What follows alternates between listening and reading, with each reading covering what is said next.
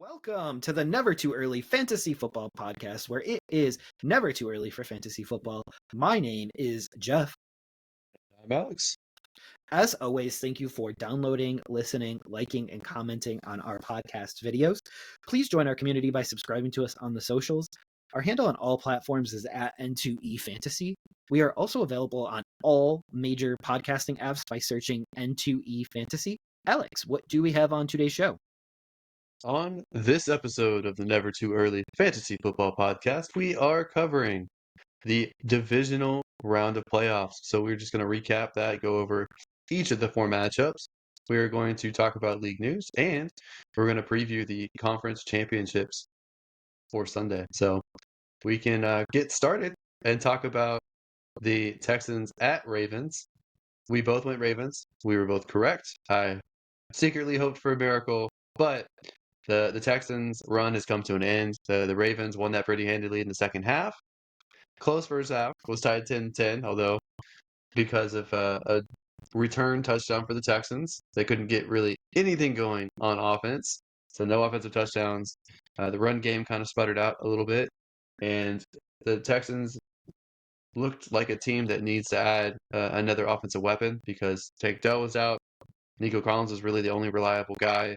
Schultz had a couple drops this postseason. He's playing with some kind of neck thing. So Texans defense played pretty well for the first half, but everything kind of just fell apart. But Jeff, from an outsider's perspective, how did you feel about this matchup? I know you sent me a text at halftime. Surprised. Yeah, I didn't expect it to go into halftime tied up, and it does seem like Lamar fired up his guys at halftime, and there are reports that he lit into everyone at halftime.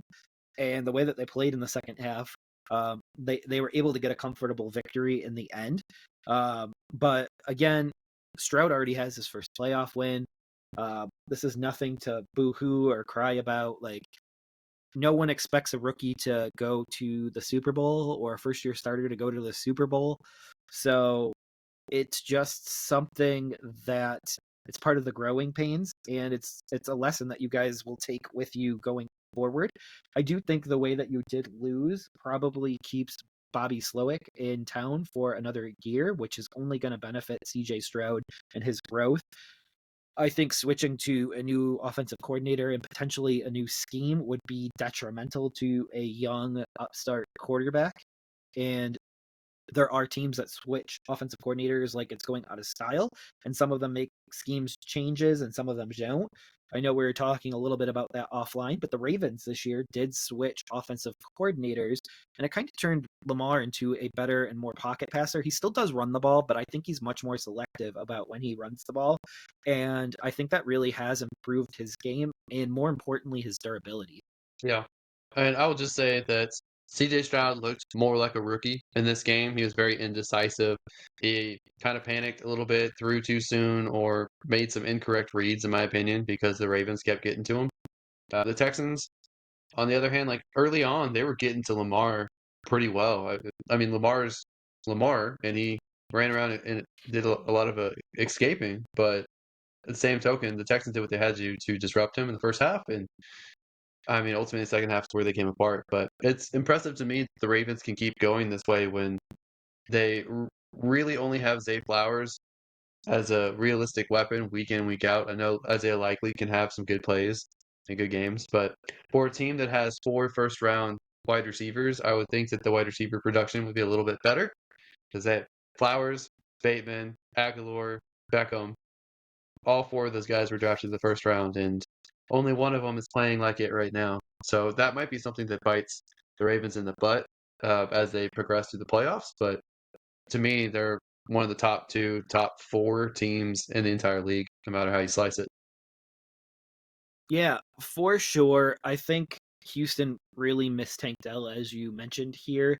I would like to see Houston go into the bag and find a running back. I don't know if that's hitting the running back market, which should be very plentiful this year, or drafting one, but it does seem like one or maybe even 2 running backs are needed to be added to the squad to make them more effective and better for the postseason. Well, it's not even just running back itself either. It's also center and guard that they need to upgrade on because they get no push on run blocking whenever they're out there. They're the Texans are a very good pass blocking team, but run blocking they can't make their running backs' lives any better. They just can't get any push. So running back, offensive line, they're gonna have to retool their defense because a lot of their guys are 1 year deal free agent types. Tight end, maybe, unless they really like Brevin. So they're gonna have to target a bunch of people. Yeah, but I do think they like Brevin Jordan. I think to answer your question on that, everything that I saw during this game shows that they at least like him and want to get him more involved. Now, I don't know if that means being a every down tight end, but I do think that that means he can have some involvement next year. I don't know if they bring back Dalton Schultz. I think that you would like them to, but I still don't know if they actually do it and if they commit resources towards bringing him back for a second season in Houston or try to find a tight end in the draft or on free agency.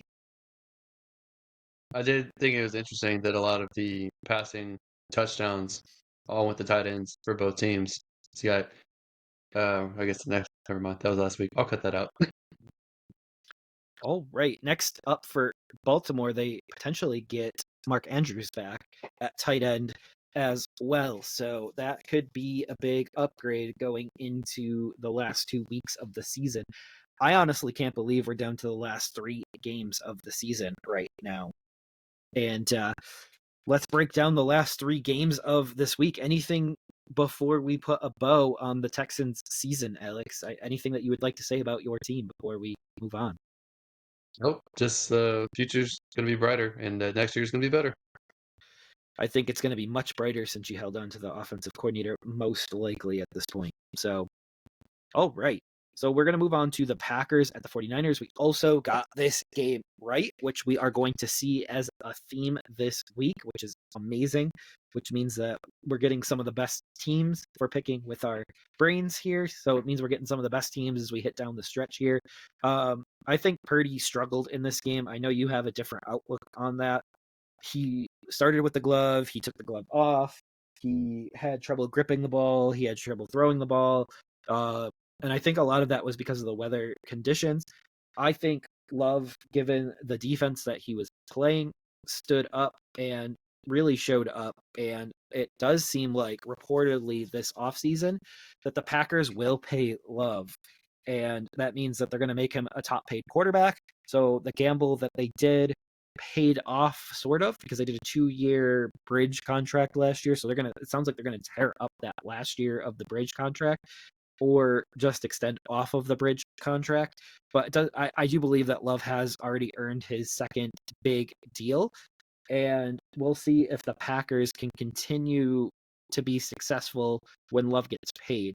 Because we all know that it's very easy for a rookie quarterback with extra talent around them that they normally wouldn't have or be able to pay. And it's a whole other thing when you're a Patrick Mahomes and a Josh Allen and others who are getting 40 or 50 million per season, and then the cupboards you have to pay one or two less people, and it really affects the high end talent in the room. So you need to have a quarterback that can lift that talent. The only good thing for the Packers is they have a very young core. So all of their pass catchers are in their first or second year, and only Christian Watson and Romeo Dobbs are in their second year. And all the other four, the two tight ends and the other two wide receivers, are rookies.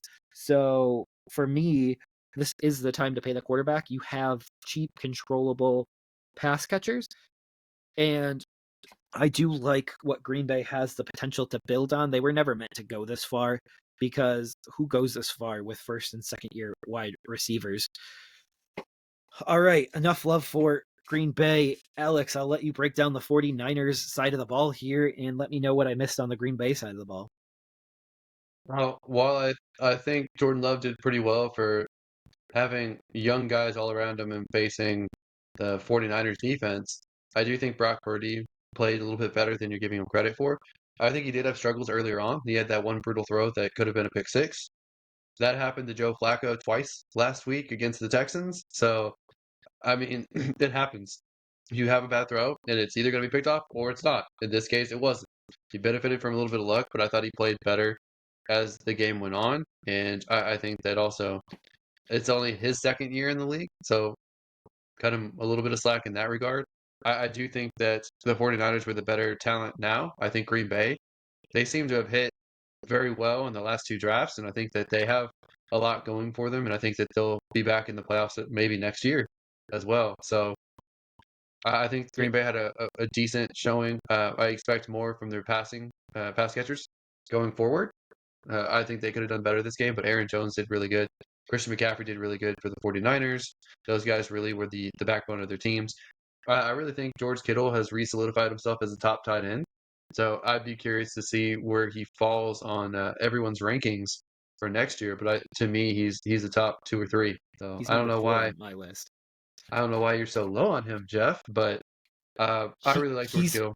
he's 0.3 points behind Mark Andrews on my list for number 3. So they're in the ballpark, coin toss, and I have Sam Laporta 5 points ahead of him.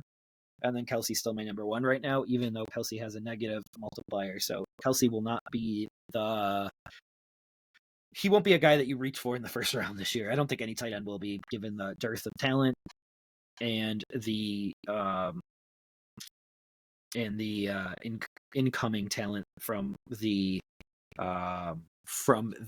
rookie class. And yes, I know the word dearth means lack of. There has been a lack of. There is no longer a lack of talent on the tight end position going forward.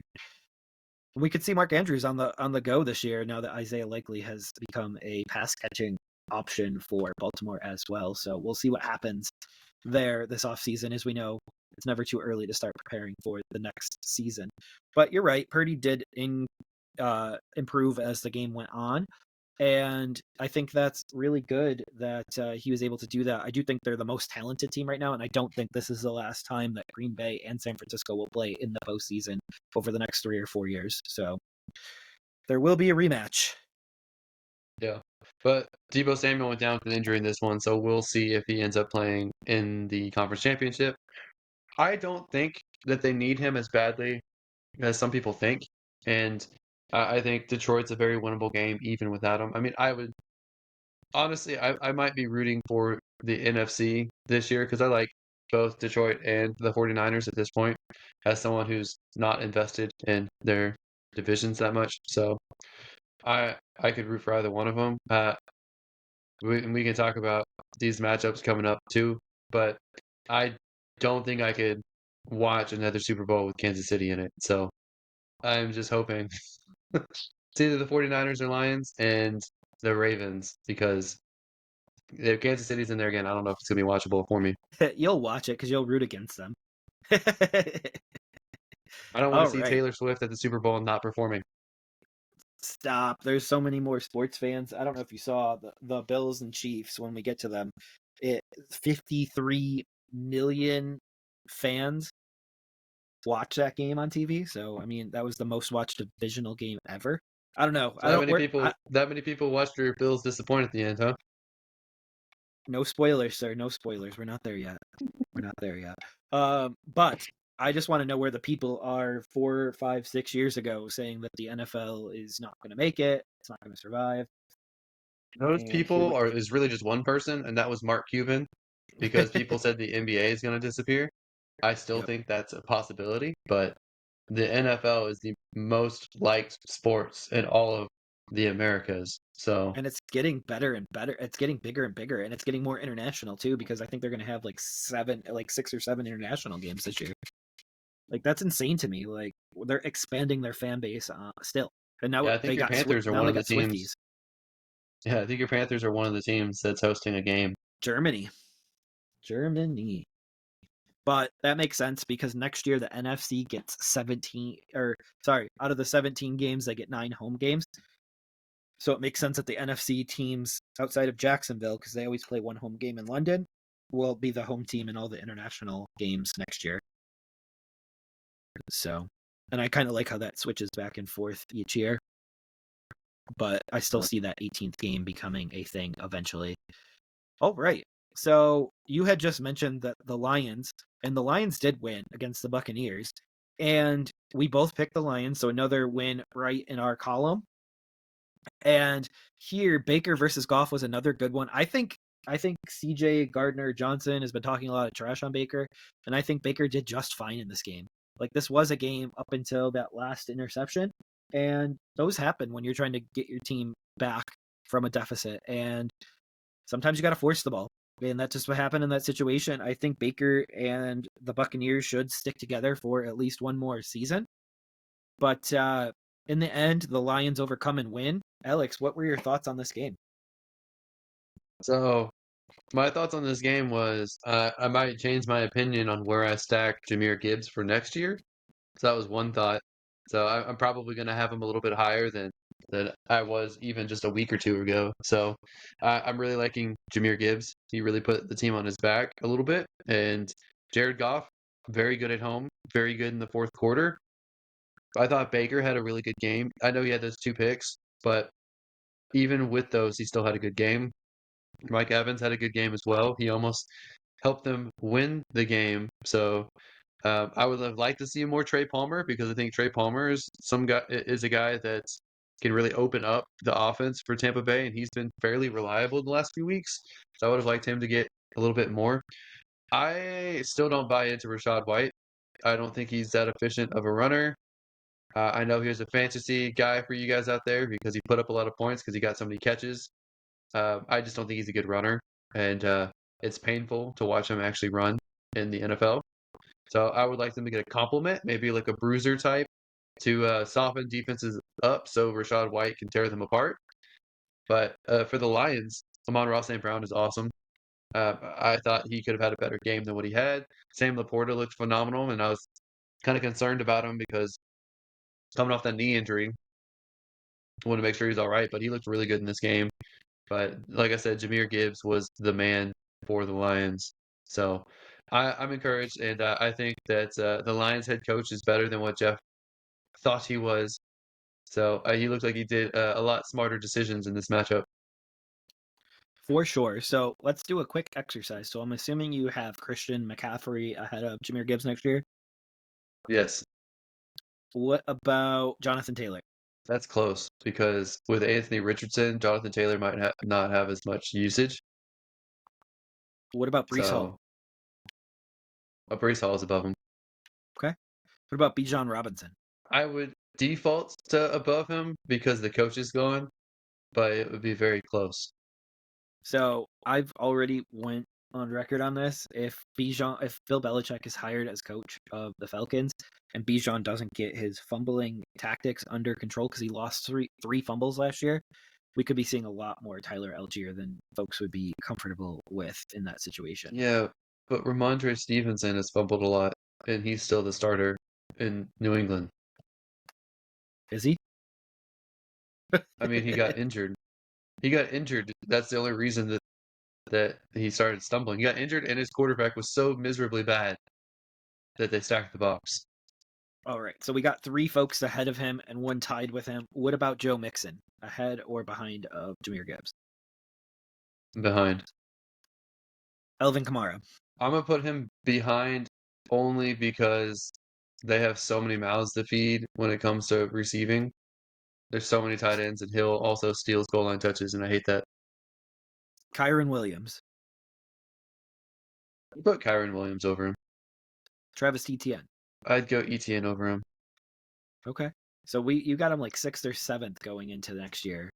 Unless you got Nick Chubb ahead of him, which I'm assuming you don't right now Yeah. due to the knee. No, I'd put Nick Chubb over him. Okay. So that's 7th or 8th then. But that's still like a top 24 pick going into next year. Yeah. Which is higher than I was going to have him because I was initially thinking of like 3rd or 4th round.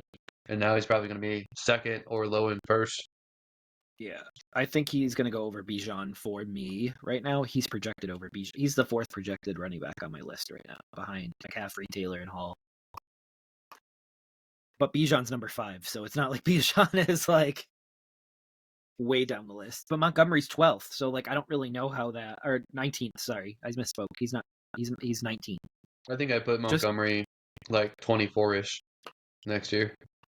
Yeah, I mean, yeah, Him and James Cook are going to be battling for that 24 spot.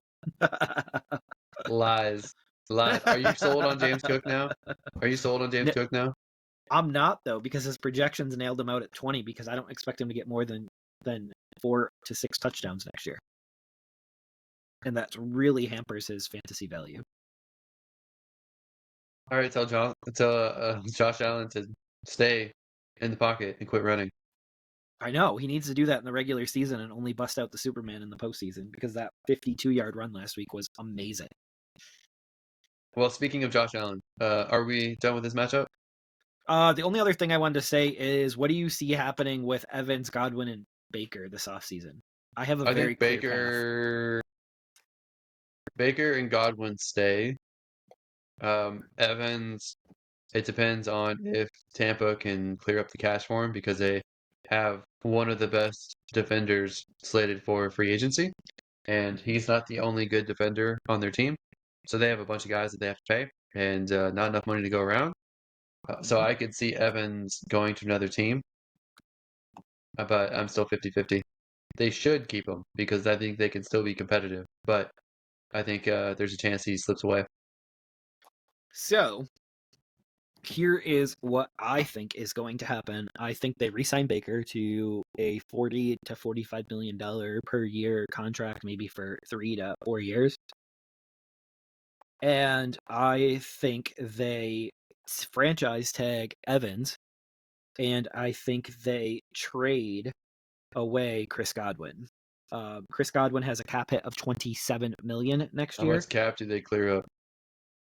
So if they did a trade straight up with no post June 1st, it would be 1.1 million that they would clear up, free and clear.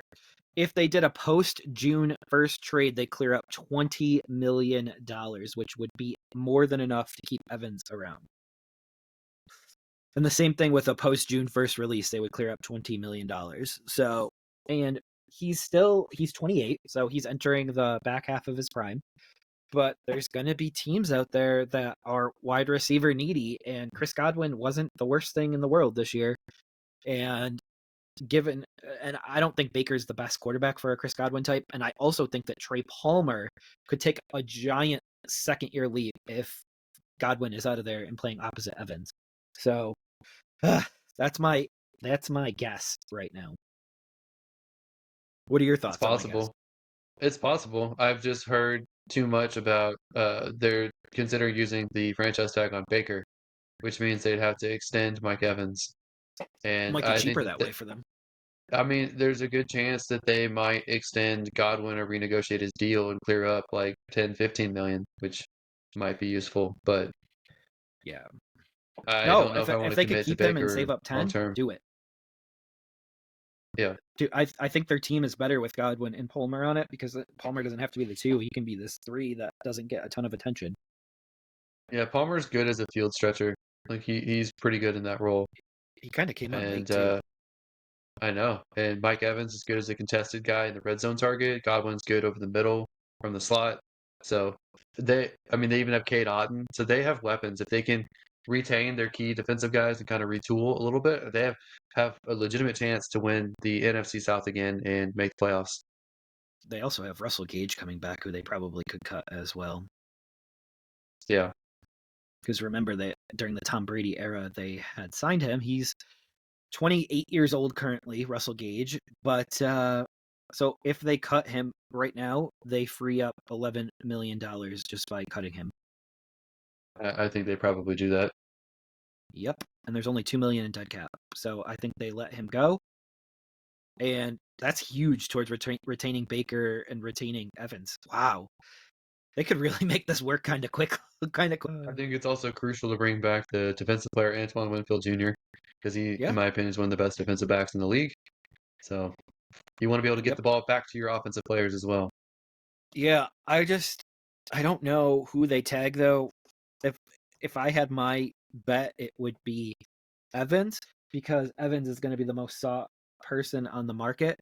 I don't think Baker's that sought on the market, but I could be completely wrong on that. I just feel like there's been several teams that have already had Baker and would offer Baker a backup job. But I think Tampa might be one of the only ones in the position that they are to be able to offer him a starting job.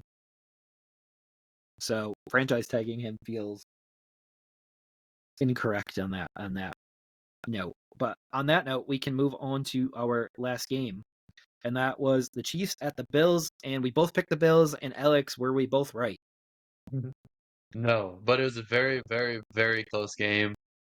Best game of the weekend. Oh, it was a really good game. And the Bills, they lost 27-24, but there was a lot of things that didn't go exactly right for the Bills. So you had Stephon Diggs drop a really nice, perfectly placed ball from Josh Allen with like 8 minutes left in the game that was all the way down the field, right in his hands, just whiffed it.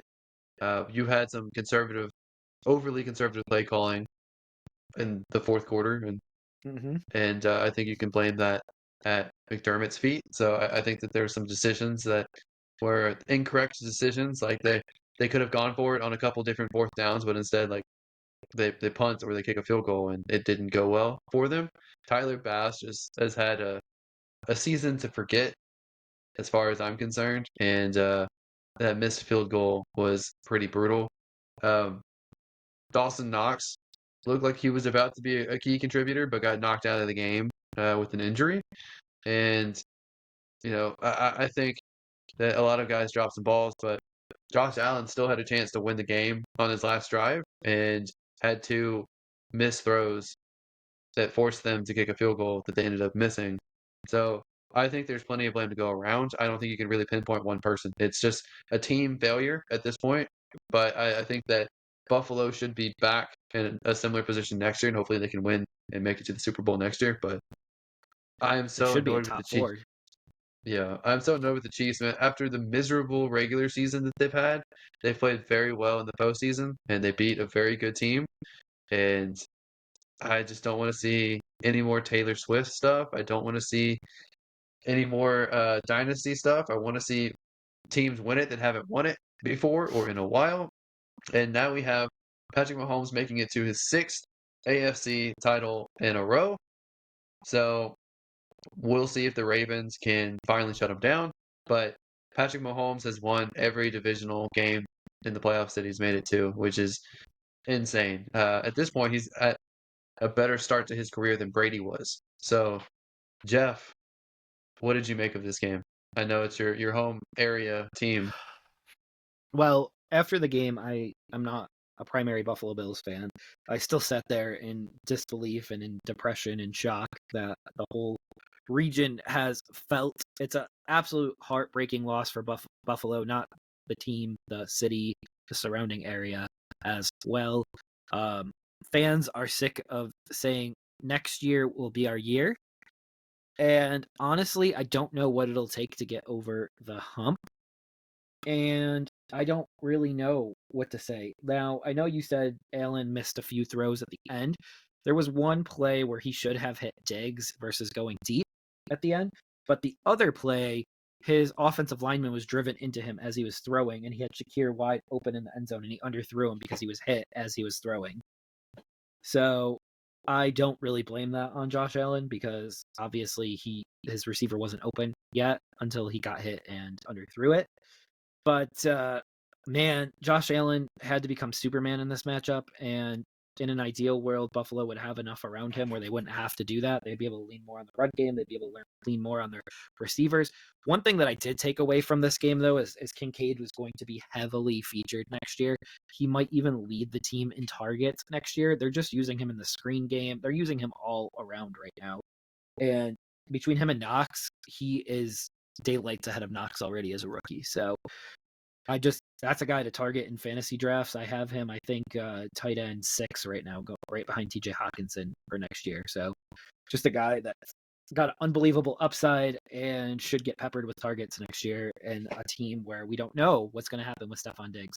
What do you think is going to happen with Stephon Diggs there, Alex? Oh, they've already said that he's the number one wide receiver. They're not going to trade him. They're not going to do anything. Like they're going to keep him. He's going to be the number one. It looks like Shakir is going to be the number two. Gabe Davis is going to Gone. be the deep threat. deep threat He's gone. third wide receiver. He's gone. Um, He's a they'll U. probably He's resign him. What no. what team They've what team is going already to pay came him? up. He's the number 2 or number 3 wide receiver on the market right now. That's silly. I don't think he's that good of a wide receiver. I didn't think But Christian Kirk was that good of a wide receiver, and he got what, 70 million over 5 years? yeah, it was like ridiculous number. But Yeah, he looked good when he was healthy. Anyway, so it's going to be Diggs, Shakir. I think that Dawson Knox is going to be the primary tight end. Hey, hold on. I think that Dalton Kincaid, if I was Buffalo, I would use him as a third wide receiver and in two tight end formations, and then sometimes have him the sole tight end. But in my opinion, they should have Knox as playing an actual tight end and Kincaid, someone that they can move between tight end and wide receiver and just find ways to keep him on the field on offense. So I think those are their best personnel with those four guys, and I think that there's no reason to take James Cook out from the running back position ever. So Ty Johnson, I would never have out on the field. So I think that if they can get creative with those guys, they get them into space, they find ways to scheme them open. I think that they will be very dangerous. And Josh Allen is someone who I think very easily could have won this game. And I think he and Patrick Mahomes are two of the best clutch quarterbacks in the league right now. And you can only really lose to another clutch quarterback, I feel like. So there's no shame for Josh Allen. I'm sorry the Bills have to wait yet another year to get their ring, but I hope that you guys get it next year. yeah. I think, and I know you're a Texans fan, but in the playoffs every year, sign me up for an Allen Mahomes matchup. Like, just sign me up for that. I don't care what round it's in, but just sign me up for it. It's so much fun to watch, and I don't even care who you're a fan of because the game is just amazing to watch, and it is just a master craft for an hour worth of football clock. All right. But sadly, that's over for the Buffalo Bills, and sadly, the divisional round is over for us, and now we're down to the final 3 games of the season, Alex. The last 3. But before Yep. we break down the 2 matchups coming into this week here, we have a few bits of league news to go over. And I will break down the first one here. And Alex, what do you think about Zach Ertz signing with the Detroit Lions on the practice squad, but will be elevated most likely before their conference championship game?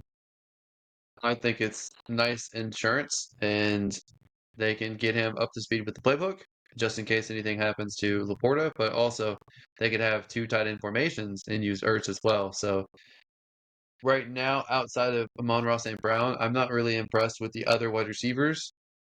With Detroit, I know Reynolds can step up every now and then. Haven't seen much from Jameson Williams throughout the year. Like he's had a couple games and he's I've probably gone through a couple injuries as well, but it's really Amon-Ra, St. Brown, Laporta, and the two running backs there. So bringing in someone else who can also help and can protect them in case Laporta flares up with his knee or gets another injury because the tight end is a very important piece of this offense. So I think it's a good signing for them. I am shocked that no one else has signed Ertz yet at all. So I'm surprised he was still there, available for the Lions. But it is what it is. Jeff, how do you feel about Ertz? I think it's a nice to have at this point. I do think they're going to give the 49ers fits in their matchup, but yeah, we'll see if he can contribute. He's coming off of that injury last year, if you remember correctly, or not this year. So the regular season, he's coming off of the injury, and then he got released by the Cardinals. Um, so that'll be interesting.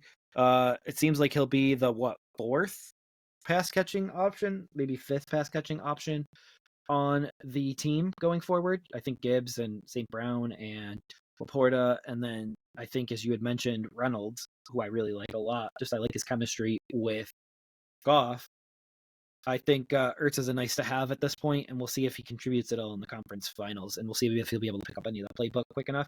But if you remember correctly, also he was traded. Was it from the Eagles to the Cardinals I think mid-season, and he so. had to pick up the Yeah. playbook on the fly? So he is used to this. The guy who I've insisted that the Raiders were going to promote to permanent head coach, Antonio Pierce.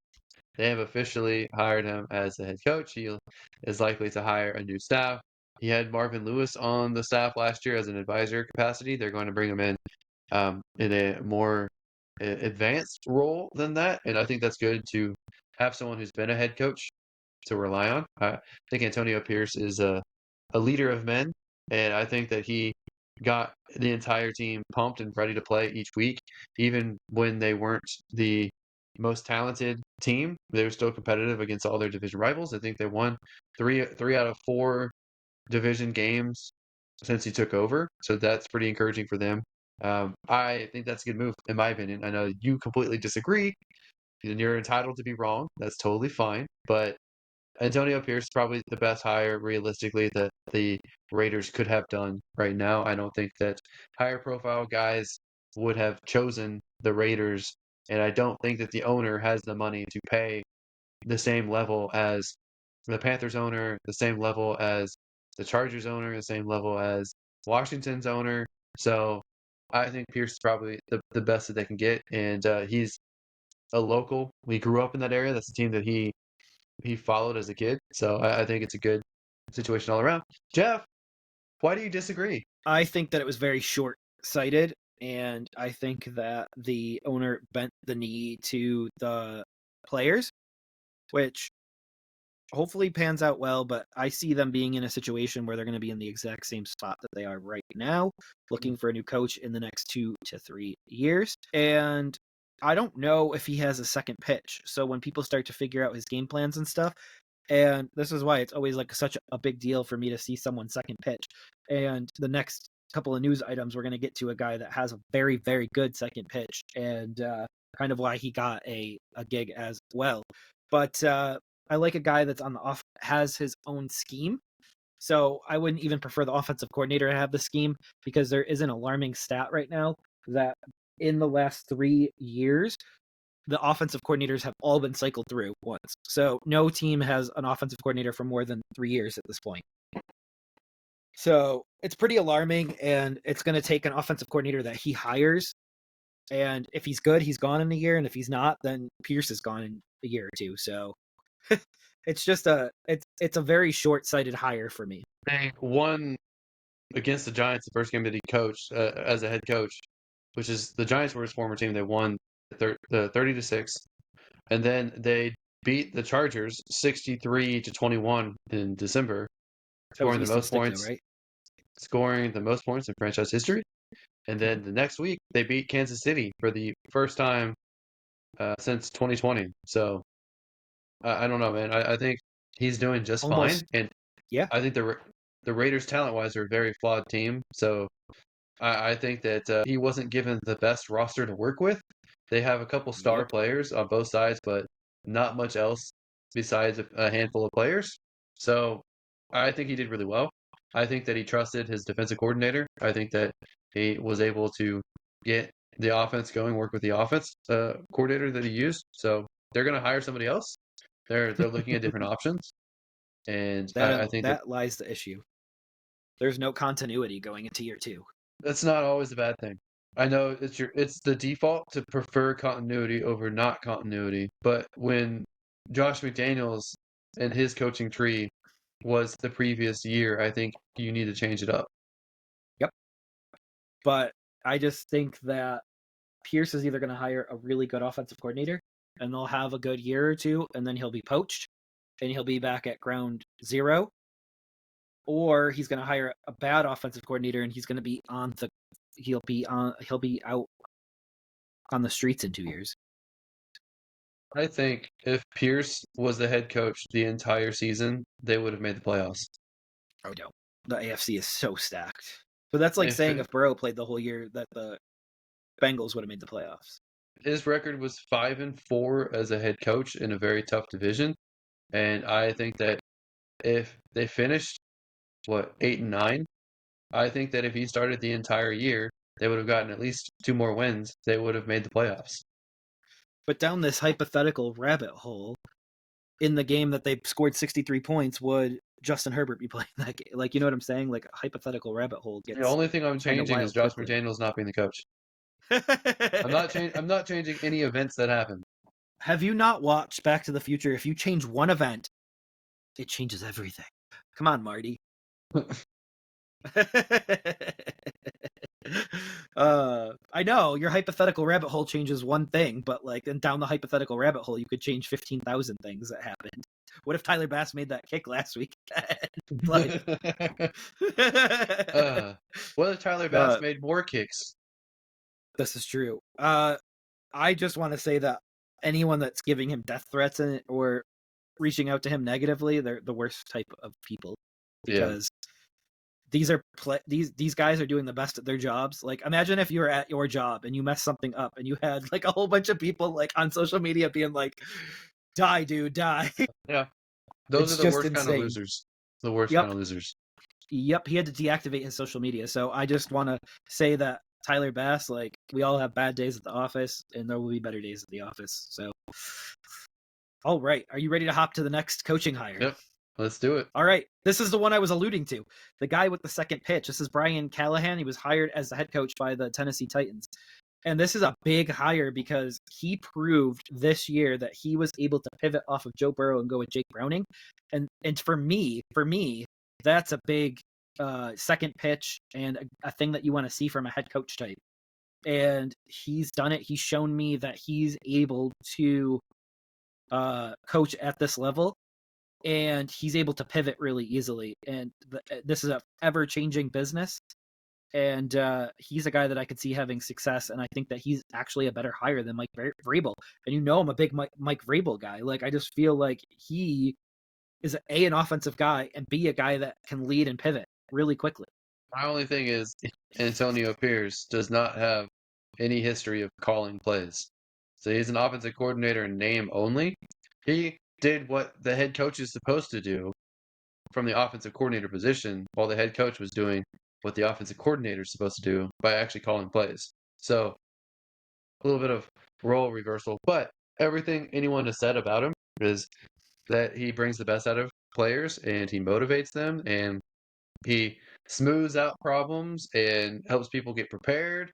And every quarterback he's ever worked with only has nice things and positive things to say about him.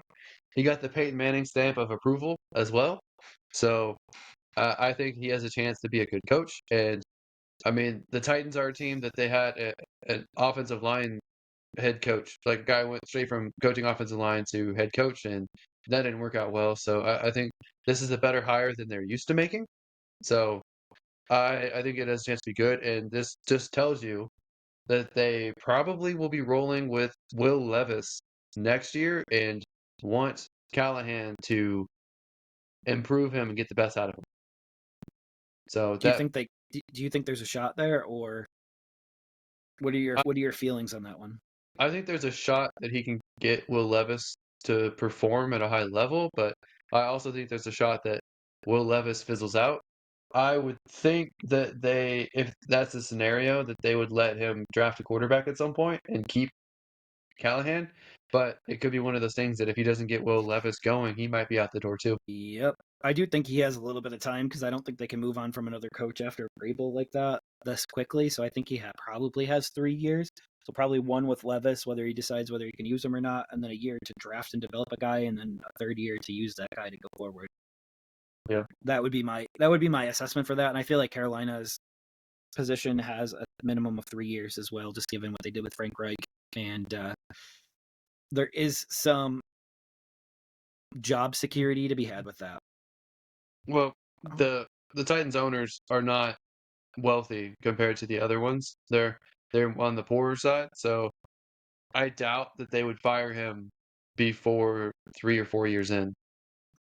I could see that. I can agree with you on that. See, I don't fight you on everything, Alex. Just most things.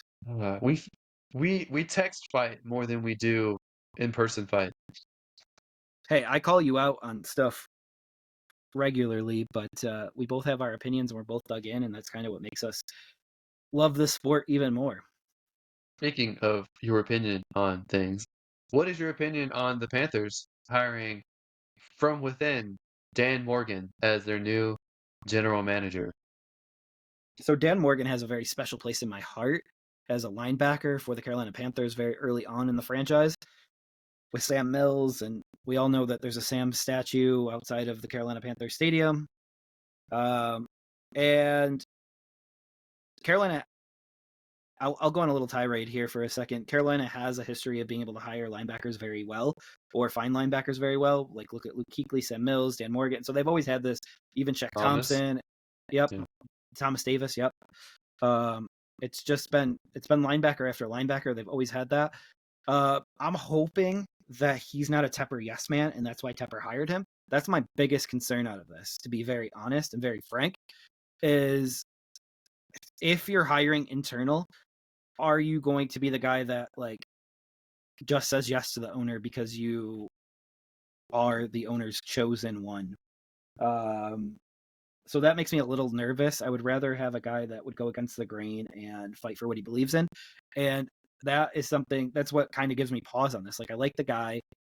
I like what he's done. He's very highly spoken about in league circles, but internal hire, Tepper's having trouble with the organization right now. That does give me a little bit of pause right now that are we going to get a culture change that we need from the Carolina Panther organization? And I don't know if that happens with the internal hire.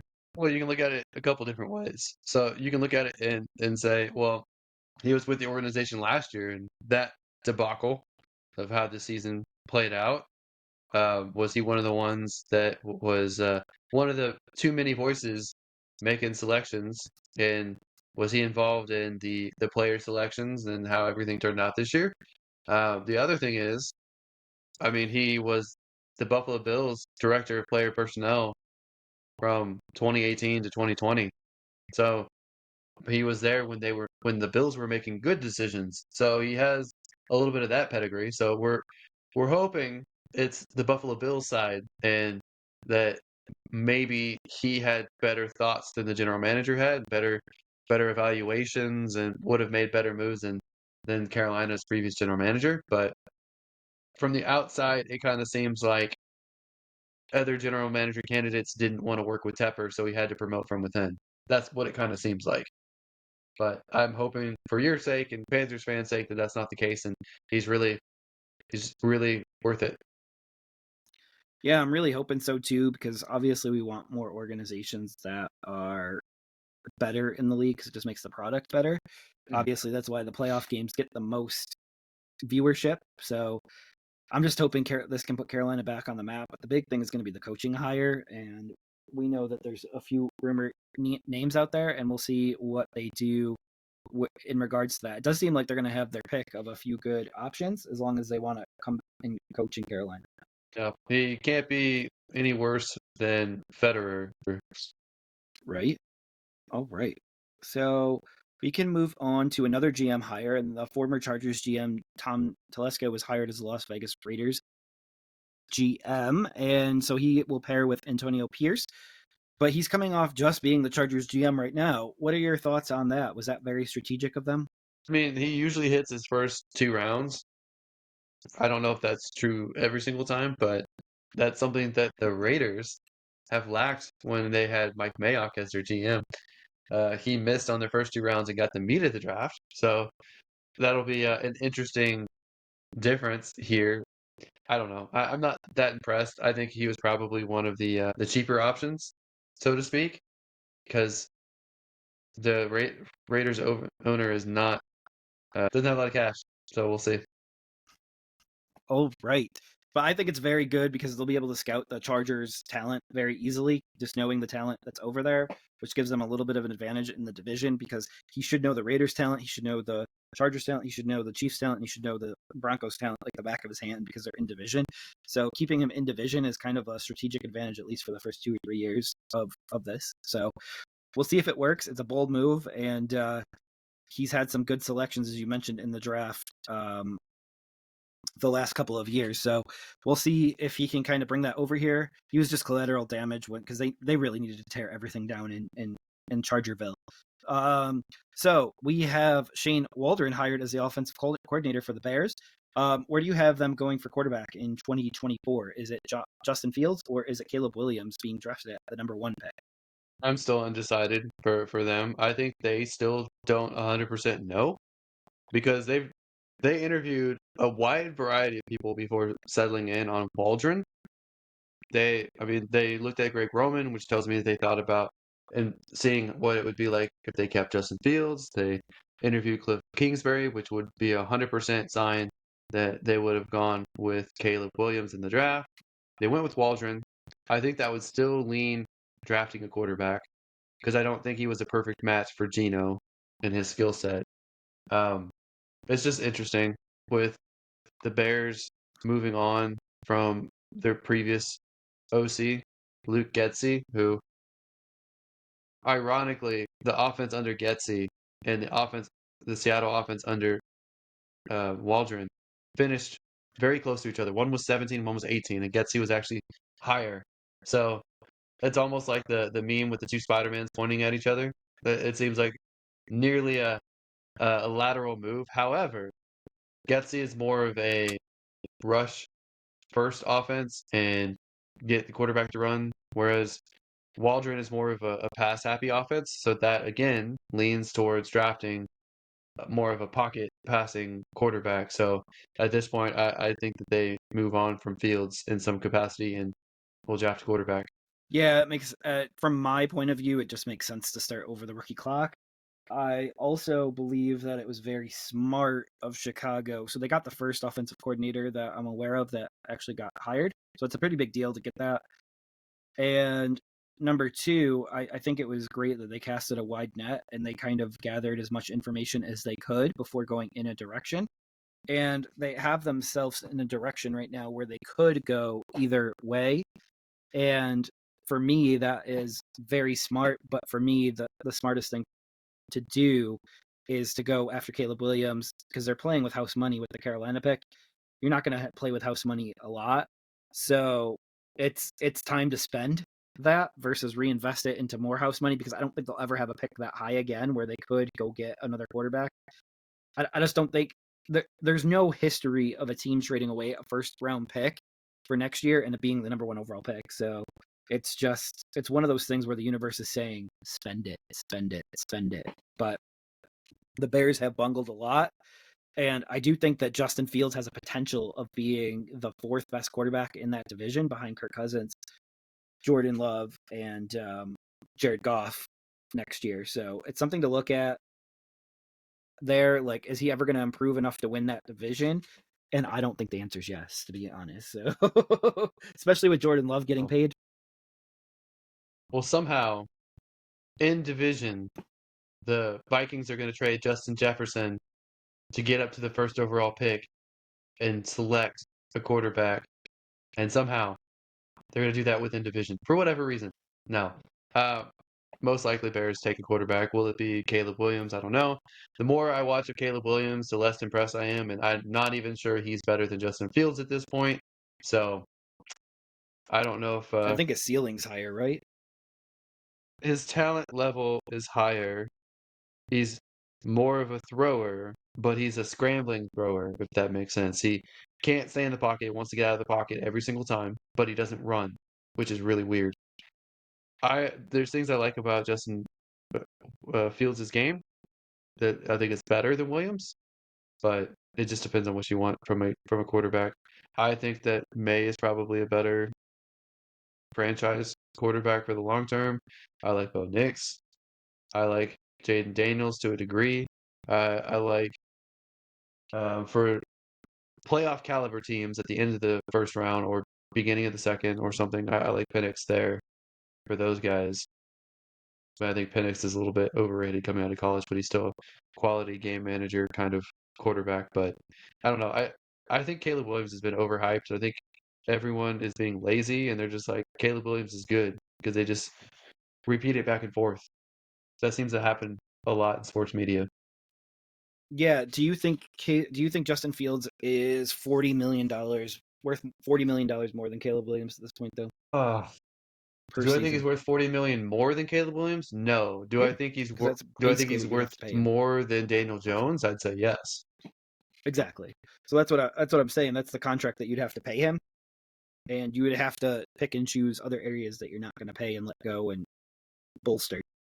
So See, I don't think another team would pay him that. So I don't even think it would be a big deal. I think you could pay him less than 40 million per year. And anyone who what team is gonna match that? No team is gonna match that. it's just the going rate for starting NFL quarterback. So either you think he's a That's starter or you don't think he's a starter. the going That's rate. kind of what that boils down to. the going rate is what you can get away with paying them. Yeah, And I but don't think Daniel Jones anyone cleared else, 40.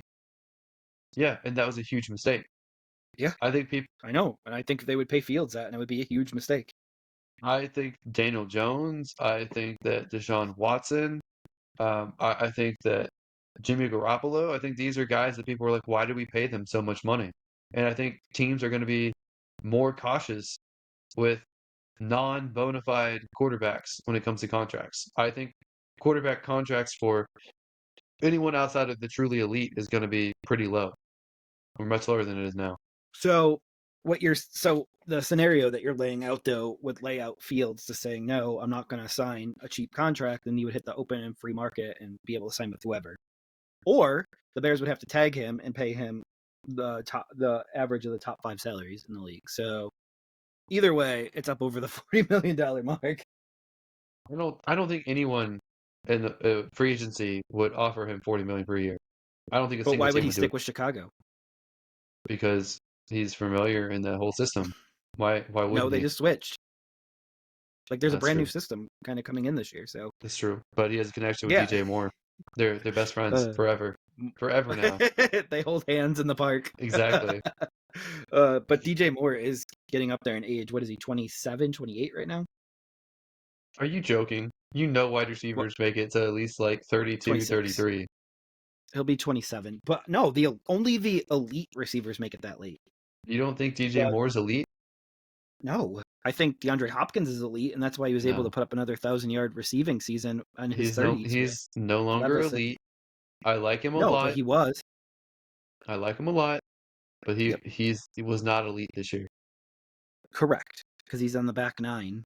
But only people that were elite at one point can make it that late. Is basically what I was saying. That's why Julio was able to make it so late. Um, it's why these older receivers just don't make it this late typically. All right. Diggs was elite at one point. I think Diggs So still is. He just had a weird year. yeah, I want to know what happened. All right, Well, so we it's need like to it's like your buddy down the street said. He probably secretly broke his back and they just haven't released it.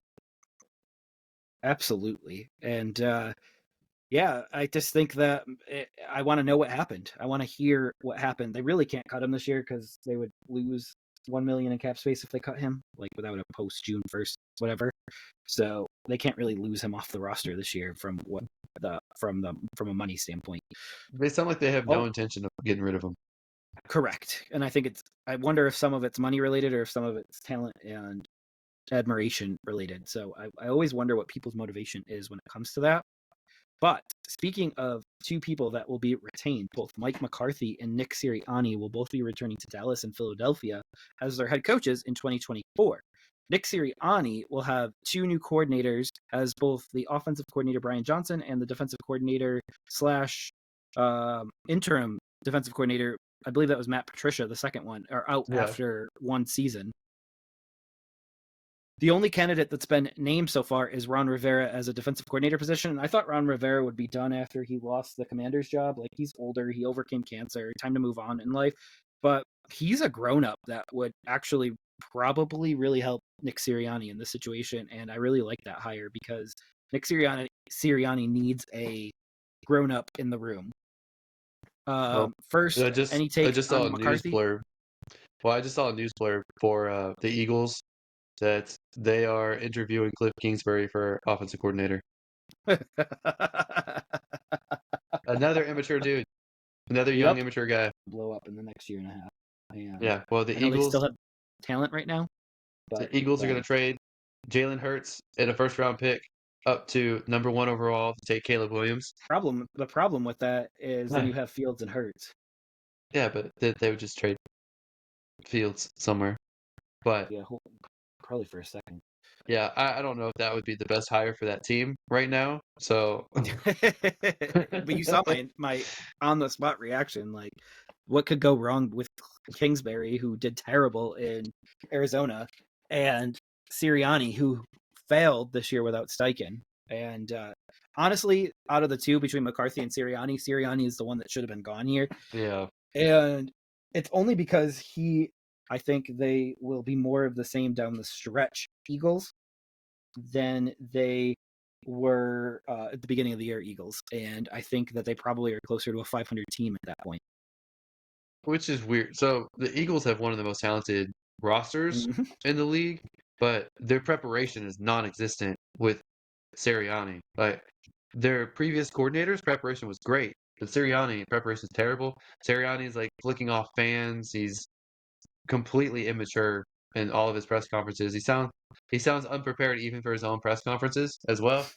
I just he had to go. Mike McCarthy, you can pick at his postseason success of late, but Nick Sirianni, it like I why he still has a job, I have no idea.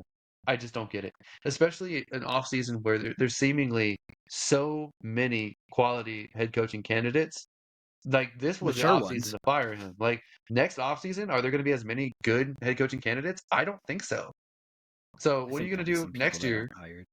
What are you going to do next year when he fizzles out again and there's no one to bring in to make an improvement? What are you going to do? That's a good question. So I at just least with think, I was gonna say at least with Dallas, McCarthy is going to get them to the playoffs every year. He might not win a playoff game, but he'll get them there. yeah, I think though that his Super Bowl this year was beating the Chiefs, which is a huge problem, right? Ugh. No, I mean, I guess, but you saw how honestly, he reacted. yeah. But he also got beat by the Tampa Bay Buccaneers when people were joking that the NFC South shouldn't even have a spot in the playoffs. So Oh boy, I, I just I don't see them getting over 500 with him as a coach. yeah. But Brian Johnson as an OC was terrible. I mean, both guys they trotted out as defensive coordinator, Matt Patricia and I can't even remember the guy before him. They were both terrible. I can't I can't believe Matt Patricia keeps getting jobs. So I don't know if Sirianni thought he could just throw anyone out there and have success, but didn't work. He should be gone. Um, I don't really have much else to say at this point. Don't don't worry, Siri. Matt Patricia will have a job very shortly when Bill Belichick is hired by the Falcons. Nothing to When say Josh there. All right. McDaniels and Matt Patricia rejoin Bill Belichick. Yep. All right, let's move on to the next piece of information here. And it sounds like Pittsburgh is going to hire a new offensive coordinator from the outside and bring in QB competition for current starting quarterback Kenny Pickett. And it doesn't sound like it's going to be Mason Rudolph. So it sounds like Mason Rudolph, welcome back to the bench. And Kenny Pickett will come on down until we figure out the next person that we want to either sign in free agency, which it sounds like that would make Mitchell Trubisky a cap casualty and a roster casualty, I should say, also. And we'll see who they can bring in off of the streets to be some quarterback competition for Kenny Pickett. Now, what if I told you it was like a Carson Wentz or a Jameis Winston type that would come in and compete with Kenny Pickett? Carson Wentz would be okay for passing.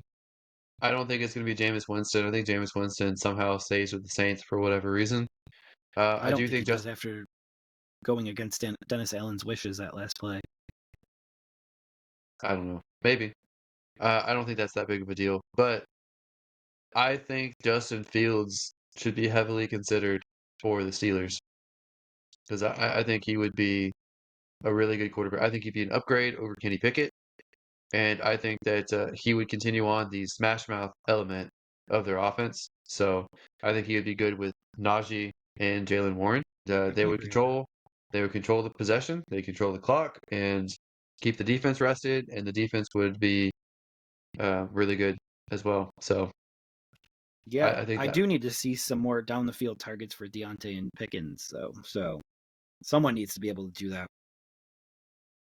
yeah, we'll see. But I think they should probably bring in Greg Roman because Greg Roman also has experience in that division as Yeah. well. So No, I agree. That would be an interesting combo right there. But I think this is an interesting offseason at quarterback for the Steelers, and I think I said Wentz and Winston because I do want to see gunslingers there. I want to see gunslingers everywhere because it's just NFL's a lot more fun with quarterbacks throwing the ball, even if it's interceptions.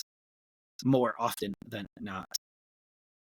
All right. So I guess one piece of information that went under the radar this week, and I'm not sure it's a big deal, but we did talk about Gabe Davis earlier this week or earlier this podcast episode, and his contract should expire and they may not re-sign him, but they did sign former Denver Broncos KJ Hamler, and they signed him to a futures deal. So that's kind of an under the radar signing on a guy that is in his early 20s right now. So Hamler right now is 24 years old, and he's entering his 5th year of experience in the NFL. So it's a guy that I'm not like fully bought in on yet, but if the Bills don't do a ton of upgrades at wide receiver, he's a guy to like look out for next year, like as a dark horse. Did you see that signing earlier this week, Alex? No, it didn't catch my notice, but there was a It's a time where big people, futures. yeah, there was a time people thought he'd break out with the Broncos, and unfortunately, he had that heart issue, and then ended up getting waived with the injury designation. So I I think, just remember him complaining last year with yeah, Russell missing him. yeah, Russell wasn't very good last year, any way you look at it, but he could fill in the Gabe Davis role. And he's younger too. Yep. He's what, 3 years younger than Gabe Davis, so that's a lot. Like him and Gabe are the same age. They're actually born in the same month, it looks like. No, so he's 3 months younger than Gabe. But good Gabe replacement there. Yeah, and I think he is a deep threat, and he'll finally have a quarterback that can toss it and chuck it to him. Yep, that is an interesting under the radar one. I kind of want to point that out for folks that may have missed that. And I was always wondering where he would sign because he was still 24 years old when the Broncos released him with this heart issue. So I was just wondering, and here we are. He actually plays with one of the best quarterbacks in the league now. So no more excuses, KJ Hamler. And the last news item that we have is the Harbaugh Watch continues for another week with the Chargers and the Falcons on second interviews with the current Michigan football head coach. Where do you think he goes, Alex? It sounds like he's out to dinner with the Chargers the last few nights. Yeah, there's a lot of smoke out there that it's basically a done deal. Harbaugh wants to be with the Chargers want Harbaugh. So it's like a 95% chance that he ends up with the Chargers at this point, unless they somehow mess it up. I mean, I I still think it's wouldn't. gonna. Yeah, go ahead.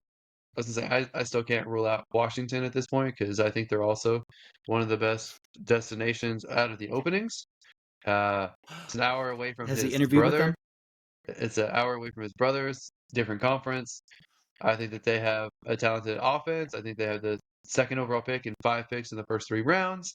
So I think that's a good destination. And if he ends up going to the Chargers, I think Ben Johnson is the next guy to end up in Washington. But I think that those should be the top 2 places for him.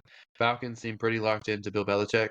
I don't know how serious the Harbaugh interest is, but they really like Bill Belichick. This is a team that hired a Belichick GM disciple in Thomas Dimitroff, who ended up trading up for Julio Jones, I think his first or second year as the GM there. So they've had a lot of love for Belichick for a while. I expect him to go there. I expect Harbaugh to go to Chargers at this point.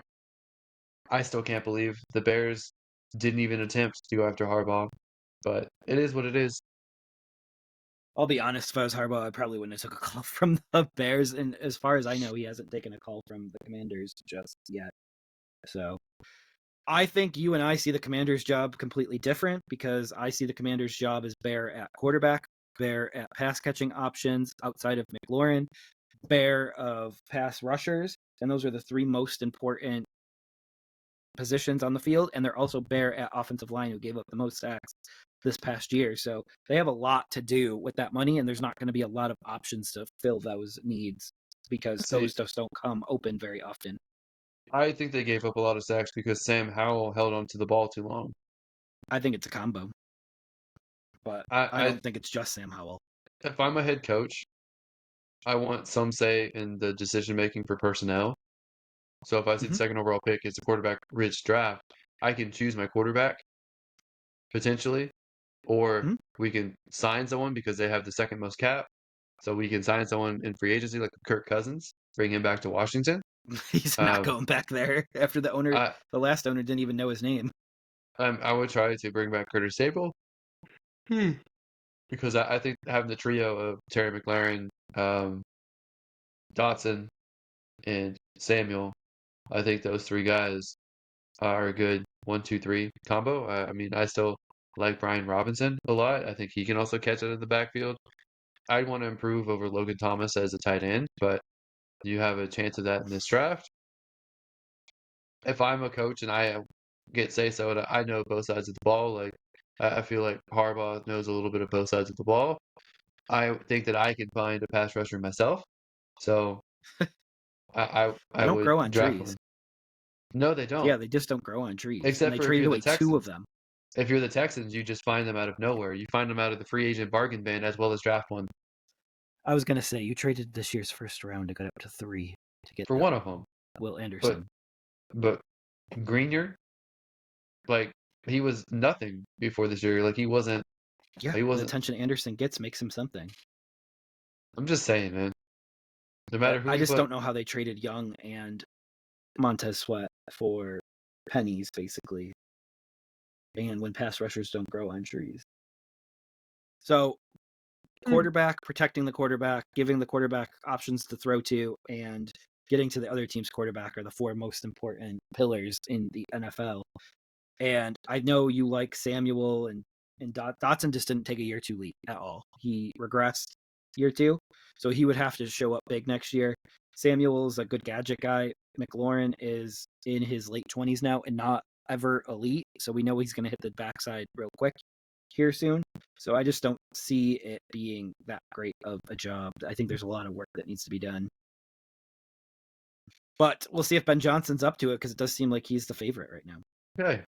Well, let's I'm glad that we don't get him. sure, sure. So in a weird way, I prefer Canellis because that's what it's leaning towards right at this exact moment. And there's a reason for that because he was able to go last year and make Gino the comeback player of the year. And then he's also probably going to make Baker the comeback player of the year. Like Baker's going to be pretty close. I think DeMar Hamlin might get it just due to the overall love and everything, but should be right up there for comeback player of the year. And I think there's one common denominator between those two quarterbacks. So tells me something. I think that for the past month, you have been harping on Ben Johnson's coming to Carolina. Ben Johnson's coming to Carolina.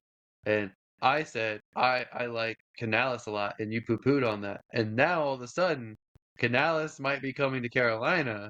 Now you're like, I think that's the better Gotta option support my for team. Carolina. I think that's the better option.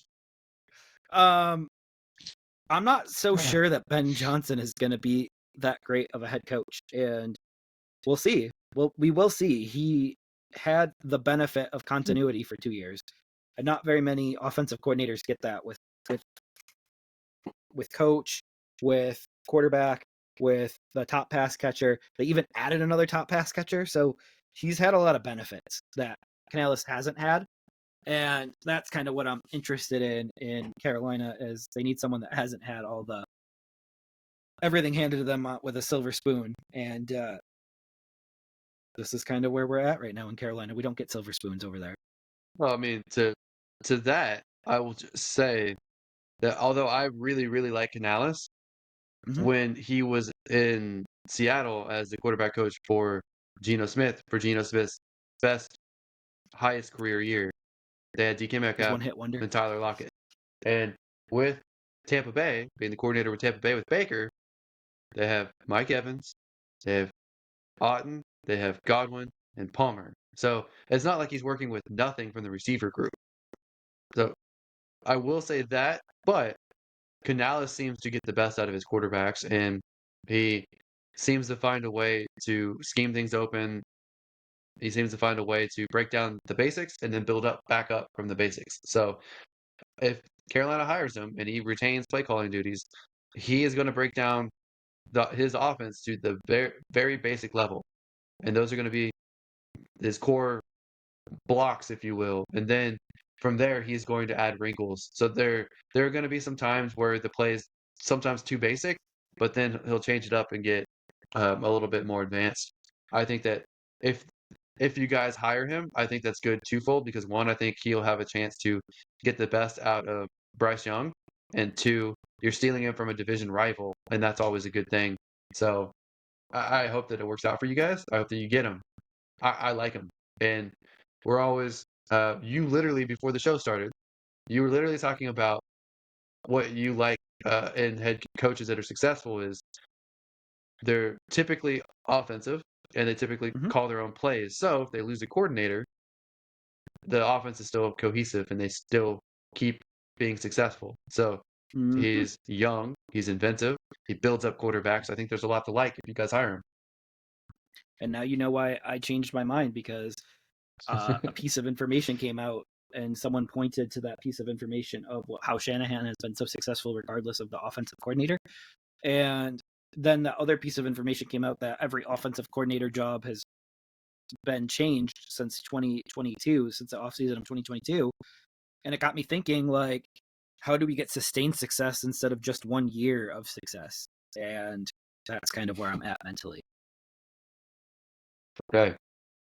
Well, we will keep track of additional coaching changes and talk about it next week. But let's go ahead and wrap up the show by talking about our preview and our picks of the conference championship matchups. So we can get started with the Chiefs at the Ravens. Jeff, who do you think wins this? Do you think there's an X factor here that carries them over? So I think that there is a history of whomever beats the Buffalo Bills in the postseason, they lose the next week. And I think the Buffalo Bills take a lot out of teams to beat in the postseason. So I don't think the Chiefs are going to be nearly as well rested as the Ravens are. And I do believe that the Ravens, even with an extra day rest, also are going to dominate and easily make it to the Super Bowl in this game. Alex, who you got? You know, it's interesting that Baltimore and Kansas City are the number one and number two defense in points against. I find that very interesting. Their defenses line up pretty evenly except for interceptions, where Baltimore is a lot better at takeaways than Kansas City is, but everything else they line up closely on. However, offensively, Baltimore is much better. So Add in Mark Andrews.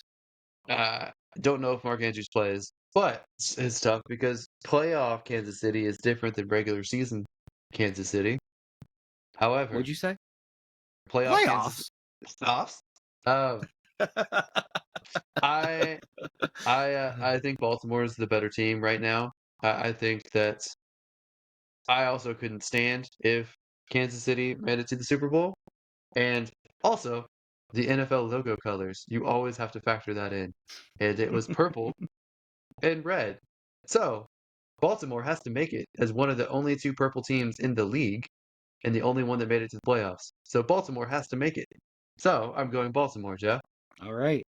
I think we are in agreement of that one. And that leaves us with the NFC side of the house, and that's the Lions at Mm. the 49ers. Alex, I will let you get kicked off with this one, breaking it down. Oh, man. I really would like to see the Lions make it, and I'd make some money. But I also like Kyle Shanahan and the 49ers. I think the 49ers are the better overall team.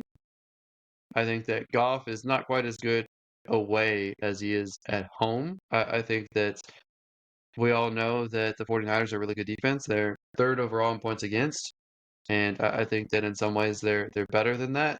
They're both really good offenses. This is gonna be really tough, but I even with Debo potentially being out for this matchup, I think I'm still going to go 49ers. But I'm happy either way as a fan, no matter which team wins this one. Okay. So I think what I saw last week of the 49ers being very dependent on Christian McCaffrey, that I'm going to go in the other direction, and I am going to pick your beloved Detroit Lions to win this matchup.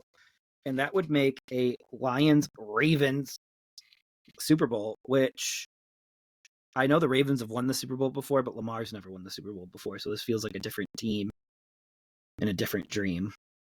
So, what are your thoughts? My thoughts are that you just want to prove that the logo thing isn't a real thing, the logo conspiracy. So that's one thing. It's And it's meant to be broken like the Madden curse. mhm. And the other thing is, I'm shocked that you picked Detroit after preseason pooping on them, basically. Uh, Pretty is that sure like you a new said that thing? they aren't going to win the division, that they probably won't make playoffs, and here they are. They won their division, but you have them now going to the Super Bowl, Jeff. I do, and it's just from what I've seen lately. And I think Sam Laporta's been on fire. I think Gibbs. So I think all their weapons line up with San Francisco. And will their defense be able to create pressure on Purdy? Because pressure on Purdy is what makes that house of cards fall. We'll see. It goes both ways. I don't have the answer on that. But we already know that the San Francisco team is going to create pressure on Goff. Like they're going to have a game plan to get the ball out of Goff's hand as quickly as possible. As far as I'm concerned, Goff and Purdy are basically the same quarterback this year, Yeah, and I think it's more they both likely that, struggle in the elements. well, I don't know about per se elements, but they both struggle under pressure. They both have very similar stats as well this year. They both are kind of still underrated despite performing as well as they've had. And they're both on very talented rosters. So I think there's a lot going for them. And I hope that this is a really good game. I think they're both going to be really great slobber knocker games where players are they're gonna obviously put all on this, but I feel like these are four of the most talented teams to hit the conference finals in quite some time. There's no like Blake Bortles Jaguars here. Yep. I hope the Detroit San Francisco game is similar to the Buffalo Kansas City game last week. And I hope that the Ravens win by at least 30 over Kansas City. You'll be placing that bet very shortly. Is that correct at your local sportsbook? You know we don't have sports books in Texas. It's not allowed. Oh, Texas! Texas for the loss. That's okay. All right. That is it. So I have a Lions Ravens Super Bowl, and you have a Ravens 49ers Super Bowl. There is also the possibility that we're not talking about of the Chiefs Lions Super Bowl, which was the very first game of the year, which would be an interesting like bookend season. So Yeah, I just don't neither want one the of us Chiefs to will make win. it. They don't deserve You it with just the don't like miserable greatness. regular season. You don't like greatness. No, it's not that. I just don't like the same team over and over and over and over and over winning because it's boring. I mean, if it was the Panthers and the Texans this year, it would be one of the lowest watched Super Bowls of the year. So That's a lie. America does not That agree. that's a Agree. bald-faced lie. People would get thrilled that it's a different result. And hey, whenever there's a team that has never won a Super Bowl that makes it, that's the highest ratings of all time. I'm telling you. America does not like the underdog. They love the No, in the Super Bowl, America likes the underdog. When it's a regular season game, they like the Cowboys and the Chiefs. Patriots still. hmm But anyway, that does it for another episode of the Never Too Early Fantasy Football Podcast. Thank you all for downloading or listening to this episode, and please don't forget to like and subscribe. Please leave us a comment and share the show. Every little bit helps. And you can find us on all podcasting apps by searching N2EFantasy and with our handle at N2EFantasy on all social media platforms. Please join our community and give us a follow. Until next time, take care of yourselves and remember, it's truly never too early for fantasy football. Thank you again. Bye, everybody.